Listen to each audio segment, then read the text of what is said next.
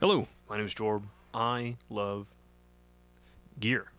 Welcome back. This is the second episode of the only thing I would really consider to be an actual series on my channel. This is Redirect Your Gas. Do not buy that. If you aren't familiar with the term gas, it's a common affliction for those of us in the music making community. It stands for gear acquisition syndrome, this constant chase of a new piece of gear, even if we have plenty already. Often biased towards brand new gear because that's the sort of thing you're getting advertised. That's what synfluencers, when Sonic State puts out a review, when Sound on Sound puts out a review, that's the thing we're reading, we're thinking about, we're excited about, and it's new technology. Everybody's excited about new technology. The goal of the series is to try and take a step back from those shiny new pieces of gear and realize that anything available new, any of the jobs you can do on a brand new piece of gear, I promise you, with a few very specific exceptions, is capable of being handled by an older piece of gear that's already available on the used market. So, in this series, we look at some sleek, brand new pieces of gear. Today, it's going to be sort of a product family, all the brand new MPCs. When I say that, I mean the MPC 1, the Live and Live 2, and the very, very expensive MPC X. We're going to try and define the jobs they can cover, what you might want to accomplish by buying one, and talk about other options in that same product category, gear that can do the same jobs as these things we're all lusting over. Does that sound good? Good. If you're subscribed, really appreciate you being here. I think I just watched it tick over 4,200 people. Can't believe it. Every new threshold feels like it was never going to happen, so cheers and thank you very, very much sincerely for that. If you're new, which is most of you, first of all, welcome. I encourage you to look around my channel a bit, see if there's anything else that might interest you. The first episode of Redirect Your Gas, I cover a lot of the heavy hitters, but if you like what you see there at any point during this video, think to yourself, wow, I love gear too. Then I really hope you subscribe. Okay? If at any point you think of something I didn't mention that you want to mention, put in the comments. And everybody who's watching this, if I didn't say something you thought would be a good alternative, see if somebody else mentioned it in the comments. I want all of us to be talking about this. I want all of us to be saying, I don't think that's a good replacement. Think about this instead. This is even older and it does what I want. All that, I want to see all that in the comments. People helping each other get good deals. People helping each other discover gear that will help them be creative, that will enable their creativity. That's what this is all about. Whatever you want to do, you can achieve it at a lower price point than you think. Okay. Shall we begin? So, when I say the new MPCs, I mean the one which we can see used prices are about $600. The original Live, which is kind of close to there, that $650 is a bit of an anomaly. But if you're patient, make offers, and go on places like eBay, you can probably get it around $6. The Live 2, which hasn't quite gotten cheap yet, especially the special colorways, $900 plus is what you're looking at for those. And the completely out of most people's price range, MPC X. They all share the same software. The differences mostly pertain to form factor, number one. Their I/O options, and the Live series has rechargeable batteries, and the 2 has a speaker. They're very powerful hardware setup brains, an undeniable legacy in hip-hop, and they're about as close to a DAW in a box as you can get these days, with used prices varying from about $600 on the 1 to $1,400 on the X. I'm going to use $600 as my cutoff for getting into that workflow, right? Pretty much the least expensive way you can get the modern MPC workflow is a used one, and that's around $600. So I'm going to consider that our cutoff for something being a better deal. So everything I'm going to talk about is going to be less than $600. I have a Live 2. I really do love it a lot. I upgraded from an MPC 1000. I have a video I'm very proud of talking about what that was like. But I know that a Live 2 is not realistic for a lot of people, and frankly, it's too expensive for me and my tastes. But it worked out at the time, and if I'm unemployed now, and if I was at the time, I would not have bought the Live 2. So I totally understand that it doesn't make sense for most people, and it's hard for me to recommend it when I know the workflow is available for only $600 and not the $1,100 I think that I paid. So if you're dead set on these new MPCs and you want to keep the budget as low as you can, I really recommend used deals on an MPC 1 or pretty sporadically used live ones will go for around 500, maybe 600. There's always some broken ones showing up. Only mess with those if you're really confident. But people are looking for the live 2, not really the live 1. And if their budget's that low, they know about the MPC 1. They're thinking about the MPC 1. So places like eBay, maybe local classifieds, you can get pretty good deals on the live 1. The difference between the live 1 and the live 2, live 2 has some more face buttons, sort of hotkeys, but not any different features, right? The software's all the same. It's just how you get there might take an extra step. And it has the monitors built in, the speaker built in. If you can live without that, you can save several $100s to have more or less the same experience as a live 2. But if you're comfortable staying plugged into the wall, definitely go with the 1. Or, honorable mention again, the Akai Force, which Akai doesn't seem super interested in supporting the same way they do the MPCs. Because of that and just weird branding, not putting MPC on it when it runs all the same software seems like a miss. Their used prices are way lower than those were at launch, so you can see those show up for 700 or 600 if you really value the better I/O, the different interface, the focus on clip launching over the MPC 1, and again, are comfortable staying plugged into the wall. Alrighty, that was fun, but let's move on to alternatives. The first use case I see is somebody using it for more or less all its features. You want this to be what you're making music on. I'll say Groovebox. I think the MPCs are a little bit more than that, but in general, you want to sit down, one piece of hardware, and make a song. And the first thing I really want to recommend is the MPC 1000. I had one. It was the only sequencer, the only sampler I used for 5 years. I do not regret that at all. It was totally capable, and I could still be using it today without any complaints. But because the used prices are so close to what you can get for a used MPC 1, I find it kind of hard to recommend. Bottoming out around $450, especially considering that they can have hard drives installed, more RAM, aftermarket operating systems. Pricing can be difficult, and you need to do some research on any individual one, any individual listing you see come up. You can get essentially all the same jobs covered as a used MPC 1, with the exception of instrument plugins, flexible effects, and flexible effects routings, CV compatibility. Really, it's the same jobs, dramatically modernized on the MPC 1 or any of the other modern ones. And for a difference of around or less than $100, in some cases, these are more expensive, ones that have been upgraded or customized. And I do still love mine, and it helped me make a lot of music, but I can't recommend it at that price. I can't really recommend it unless you get a crazy deal, unless you really want to use a 1000 because you like the vibe of something older, which I totally understand and respect. But if you're lucky and patient and can fix one, or are not afraid to do the research to buy RAM or install g.a.s, none of it's really that hard, but it does take time. You can totally make it happen for less. But Ricky Tinez has sort of blown the prices up. I know it's changed recently, but I straight up think we can trace the price jump in the 1000s back to him because he did a great job of demonstrating it. All to his credit. Okay. You're probably familiar with this one, the SP404. It's older again. Really, the prices we're seeing give a lot more credibility to how good of a deal a used MPC 1 is. It's hard to just look at these things as spec sheets because they aren't. They're instruments, and the way you interact with them is different, and the music they're going to bring out of you is different, right? But if you don't have an allegiance to a brand or a workflow, and you sit down and say, I have $500, I want to buy something that I can make music on, are you going to buy something with limited polyphony and low memory that runs on compact flash cards, or are you going to get something with USB ports that you can plug into your computer and has software integration? You know what I mean? If you don't have any allegiance and you aren't after like the lo-fi thing, I find it hard to recommend this if the MPC was on your plate at all.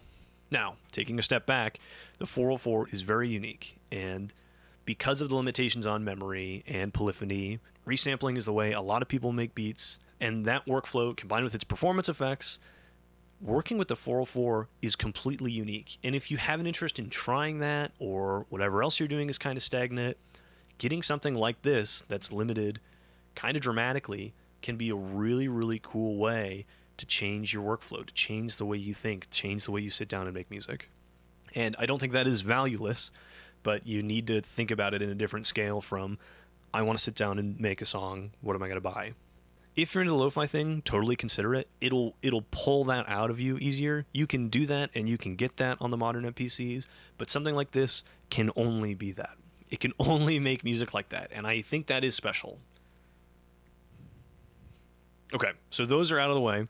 How about something a lot more modern and more, well, it's literally called a Groovebox on the product page, more like a Groovebox. So closer in functionality overall to the sort of modern features you're going to get on all the new MPCs. You have seen it already on your screen. This is Roland's MC101, and it dropped in price a lot since they came out. Used around $360, maybe $400-ish. Yeah, that's what I remember. I don't have any personal experience with one, but I can tell you 4 polyphonic tracks. I think it's the Zencore synth engine, which originally was in Roland's Keytars, and you'll find in the Roland X and the Roland XM, which I have played and sounds super good. They do sample playback and sample editing. I think they can do some MIDI sequencing. This is like the little brother version of the MC707. I think they're a very cool, interesting little package from Roland. I don't have many more specific thoughts, so I won't harp on about what I think is interesting or not. I like having physical faders on the front for the 4 tracks, but what I will do is direct you to my man, Gabe Miller, the Groovebox king of wherever he's from. God bless him. If you're ever wondering about a Groovebox released in the last 2-3 years, Gabe Miller has it, and he has very, very comprehensive thoughts on it. So his video is in the description. Hilariously, I hear Gabe Miller say it all the time. His brain works the way the Novation circuit works. The original Novation circuit can be had between $200 and $250. I think it's really hard to not consider that. They're small, all-in-one Grooveboxes, an insane amount of support. They were super popular when they came out. They still are. Sound packs all over, tutorials all over. Bo Beats does a bunch. Ricky Tinez uses them. They're super, super competitively priced. I think they're a wonderful, wonderful choice. Easy to research, easy to recommend. But other than the original circuit, there is also the Circuit Tracks, which Ricky Tinez at NomCon just referred to this as Circuit 2, and the Circuit Rhythm. And the Circuit Rhythm is focused on sampling and not the synth engines. Okay, so the prices for the 2 new ones, the Tracks and the Rhythm, between $350 and $400. I have it on screen. I don't know why I have to try and remember. Yeah, exactly. Between $350 and $400. They're still pretty new, and they're still going pretty fast. So if you see a good deal, there's a good chance it won't be there by the time you get back home. You know what I'm saying? But the original circuit can be had between $200 and $300. To like completely dramatically oversimplify the differences, this original circuit is 6 tracks, 4 sample-based drum tracks, and 2 synth tracks, which can output polyphonic MIDI. And what you gain in the Circuit Tracks, the Circuit 2, colloquially, 2 more 6-voice MIDI tracks, in addition to the ones that can be plugged into the synth engine, the built-in synth engine. And you have the same for sample-based drum tracks. So we're up to 8 tracks. There are totally more differences than that. But the Circuit Rhythm, it's all 8 monophonic sample-based drum tracks. So you can sequence MIDI out of those, and it can have pitch information, but it's only monophonic. It can't be polyphonic track. So if you're trying to sequence MIDI, you can be kind of limited if you're trying to use the Circuit Rhythm. Tracks can do a great job. Original circuit can do a great job with 2 tracks on the original and 4 tracks if you mute the synth tracks on the Circuit Tracks. Name it something else. I'm saying tracks too much. So if you don't need any external MIDI sequencing, think about the Rhythm. If you do need external MIDI sequencing, think about the Tracks. If you're wading into this and your price range might be a little lower, the original circuit is still a ripping choice and really, really powerful. So there are a ton of more differences between them. Do not take anything I said as definitive or the end of it. Do your own research, but it's really hard to not recommend the circuit, and I promise you they're available used constantly, especially now when people are upgrading to the Circuit Tracks and Circuit Rhythm. Okay, I think they're all kick-ass. I'll summarize that way. As we move on, we're getting a little further away from the complete power of the modern MPCs, okay? And there's a chance that all you want to do, you already have your MIDI sequencing handled somewhere, or you loop audio, or you're working in a DAW, and you just want to try a drum machine, a sample-based drum machine. Okay? And the first thing I think of is the Electron model samples for being very affordable. I know they're just available like some fire sale from Electron, $250 new. I don't know if that's still going on. But it's hands-on control. It's not per function of samples, which is really fun to manipulate and learn tricks of sampling in general. If I change the speed, if I change the start point, things like that, with Electron's really, really powerful sequencing. So even if there's only 6 tracks and you can only have 1 sample per track, Electron parameter locks lets you change that sample per step. And not just that sample per step. That's an easy way to say, think about how powerful that can be. Any parameter you can change per step. That's amazing.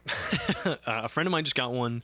I really want to try it. He seems to like it a lot, and I feel like after we saw this price drop, we're going to see them in more people's hands. Super, super cool. Okay, you've probably heard of it. It's hard to not recommend the Volca sample. It really impressed me. Not super high fidelity. Hard to put samples on the version 1. Version 2 is a little better. You can get them for about $100 all day. And again, if you're just curious about, I want to manipulate samples, I want to know what it's like to make music by manipulating samples, what a great way to try it. Less than $100, runs on fucking batteries, put it in your pocket, put it in your backpack. Super cheap, super dope. I can't imagine selling mine in case I'm ever in a situation where I need a really tiny sampler. It's $100. I'll lose 15 of that to reverb and shipping when I try and move it anyway, so might as well hold on to it, right? Okay, not much more to say about it. The Roland TR6S. You can look at it, you can see it shares a DNA with that MC101, but this is focused on being a drum machine. And they've, again, gone lower in price since once they came out. I don't know why. I think all the Ira stuff from Roland, with like that green livery, people are not about it. They got a little better by changing the colors of the lights by default on these modern ones, but I could talk about that forever. Around $300, compact little drum machine. I don't have any personal experience with them, but I would love to. Roland, if you want to send me one, I will make content. 6 tracks, runs on batteries. I think it does virtual analog. I don't know if it's the ACB of the boutiques, but it'll do virtual analog representations of vintage Roland drum machines. How cool is that? Also has sample editing, will playback samples. In concept, I love the TR6S. It's like a little supplementary drum machine when you already have your MIDI sequence somewhere else. But haven't tried one because I've had an MPC forever. So if you guys have good experience with the TR6S, you let me know, okay? Our last round will be even faster than that. I don't think most people's main purpose for getting a modern MPC is exclusively MIDI sequencing. I'm pretty close to that use case, but I need something to play drum machines and samples, so why not use this very expensive, amazing sampler I already have? So these are pure MIDI sequencers. These last 3 are pure MIDI sequencers. They don't do anything else. If you already have ways of generating your sounds and you already have something, you don't need a Groovebox, you have other hardware, you just need a good MIDI controller. The KeyStep Pro, you see them everywhere for a good reason. They are super, super easy to use, super, super capable.